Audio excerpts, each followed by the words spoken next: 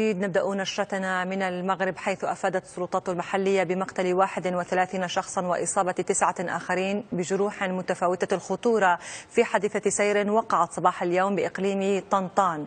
وأوضحت ذات المصادر أن هذه المأساة وقعت حوالي الساعة 7 صباحا على مستوى جماعة الشبيكة عندما اصطدمت حافلة لنقل الركاب بشاحنة، مضيفة أن من بين الجرحى 2 حالتهما خطيرة وقد تم نقلهما إلى مستشفى الحسن الثاني بطنطان.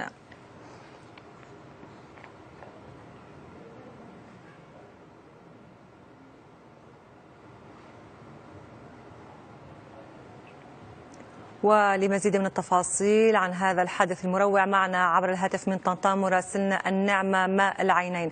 النعمة، أهلا بك.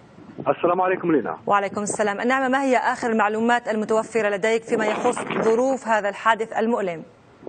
نحن الآن متواجدين بالمستشفى الحسن الثاني بإقليم طنطان، ولم يسبق للإقليم أن شاهد مثل هذه الحادثة، حيث أن هذا الحادث وقع صبيحة هذا اليوم على الساعة 7 حوالي 7:30 بالنقطة الكيلومترية 48 جنوب إقليم طنطان، وبالضبط بين منطقة ساب الحرشة وواد الشبيكة. وقد أدى الحادث إلى وفاة حوالي 33 شخصا، من بينهم 31 كانوا يستقلون الحافلة وسائقي الشاحنة. والجثث تم تنقلها إلى مدينة إقليميم من أجل تشخيص الضحايا ومعرفة هويتهم. من بين الضحايا الذين كانوا يستقلون الحافلة حوالي 20 تلميذا كانوا في رحلة العودة بعد مشاركتهم في الدورة السادسة للبطولة المدارس الرياضية ببوزنيقة. نجا منهم حوالي 4 أو 5 تلاميذ، تم تنقيل 2 منهم إلى المستشفى العسكري بمدينة إقليميم حيث تعرضوا لحريق من الدرجة الثالثة. ومن بين كذلك المستقل الحافلة النقل الوطنية، يعني النقل الوطني، كان هنالك كذلك أحد الشخصيات الرياضية ألا وهو محمد أسنقر الذي لقي حتفه في هذا الحادث.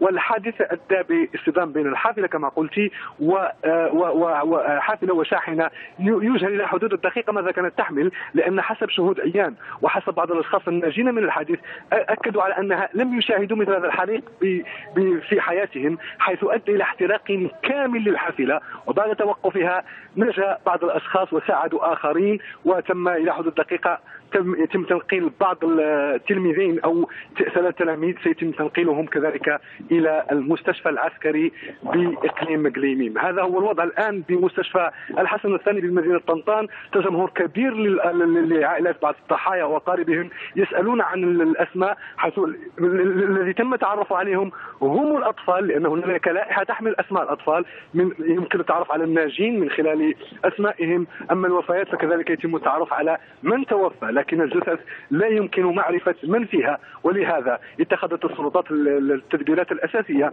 من أجل نقل الضحايا إلى مدينة إقليميم ومحاولة التعرف على هويتهم من خلال الأدلة. مراسلنا من طنطان النعمة ماء العينين، شكرا جزيلا لهذه التوضيحات، وسنعود بالتفصيل لهذا الموضوع في نشراتنا اللاحقة.